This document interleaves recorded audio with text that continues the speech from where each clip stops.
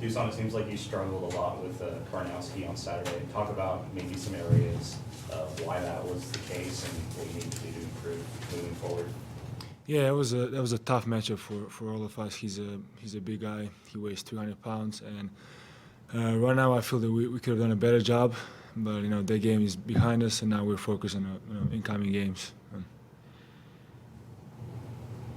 You had a lot of teams before that had smaller post guys. Then you had him. Now you got another 7-footer. I guess Irvine has as well. Is it kind of an adjustment? It was an adjustment definitely, because we didn't really have a lot of opportunities this year to play against a true post scorer like Karnowski, and that was a little adjustment, not just for me but for the whole team. And I think we'll learn something, and next time we face somebody like him, we'll be more prepared. That's. Well, Coach was saying it was part of the problem is he didn't feel like he could double him because he's such a good passer. That puts more pressure on you. What do you do there? Yeah, that's true. We already knew that he's a great passer, and a lot of teams earlier they played double team him, and he can really throw a great pass to their shooters, and we saw that as a threat to our defense, and then we decided to play just one-on-one with him. So we stopped one area, but then he hurt us inside. So. But like I said, we learned something from that, and then next time we face somebody like him, we'll be more prepared. I guess the Irvine has a Greek 7-footer. He said he's played against you a couple times in European tournaments. Or yeah, we played a few times against each other in European tournaments. I think he played for a Greek team called Panathinaikos from Athens. He's a good player.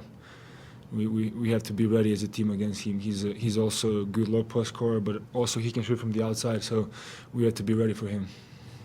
How much does it help practicing against a bunch of 7-footers with Caleb last year and now Chance and Lowry? Yeah, it was. We started the season. We played probably 6-7 games against teams that don't have like big guys. I think the tallest player that we played against was maybe like 6'9", and now all of a sudden we have 2 7-footers. I think that's gonna be good for our team, because practice we play against each other. Lowry, Chance, myself. I think we're used to that. So it's gonna be a good thing for us. So we're ready for that. What did you see from Chance in practice right now that maybe we're not seeing in games yet? Yeah, I mean, you can make the point for the whole team. Like we practice much better than we play right now, but we have only 7 scholarship players, which is not easy to play games with that. But it is what it is. We have to learn. We have to get better as a team, and eventually we'll get some players back. But we're in that position that we just need to get better. Right now. So. What do you think of the first four minutes? I know Coach Miller's always made an emphasis on that first war or whatever. And at Michigan State, and then the other night, you guys weren't yourselves in that first 4 minutes. What can you do to get past that? Yeah, we can make a statement that we lost the game in the first 4 minutes of the game against Gonzaga.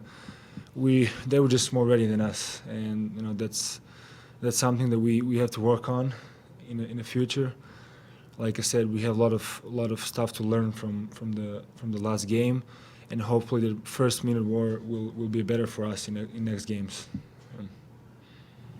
How much changes from the front court when Parker is not out there with you guys? It's absolutely different when you don't have your first point guard. It's the ball movement is a little different, but we have other players who's gonna step up. Kadeem and Kobe in particular. I think they're just gonna be better and better in the next games, because Kadeem started this season playing guard position, so now he's back to point guard, and he already has experience from last year, and I think he'll just be better from this point on. Same for Kobe.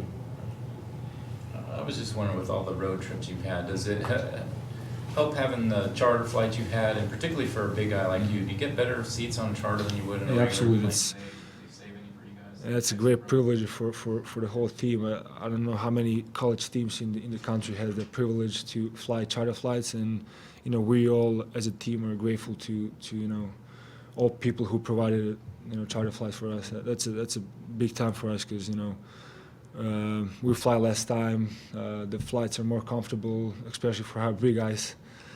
So man, it's a huge thing. I think Matt was saying, you usually get the exit rows? Yeah, usually us 4 or 5 we have the exit rows. So So I was wondering, how do you, when you go home to Serbia, how do you survive that? it's a tough 24 hours.